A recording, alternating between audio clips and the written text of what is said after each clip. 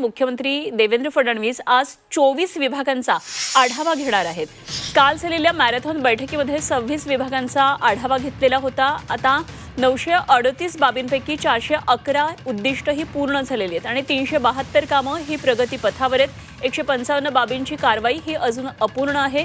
कायदेशीर अडचणी जाणून घेत फडणवीस या सर्व गोष्टींचा निपटारा करणार आहेत आणि त्यासाठी आढावा बैठकांचं हे सत्र आहे। देवेंद्र फडणवीस आज पुन्हा एक बैठक घेणार आहेत आणि यामध्ये 24 विभागांचा ते आढावा घेणार आहेत। कालही मॅरेथॉन बैठक झाली होती आणि यामध्ये 26 विभागांचा आढावा घेतलेला होता। अनेक कामंही पूर्ण झाली आहेत। 938 बाबींपैकी 411 उद्दिष्टही पूर्ण झालेली आहेत आणि 372 कामं ही प्रगतीपथावर आहेत। लवकर पूर्ण होतील तर 155 बाबींची कारवाई मात्र अजूनही अपूर्ण आहे। तेव्हा या सर्व बाबींचा आता आढावा घेणार आहेत।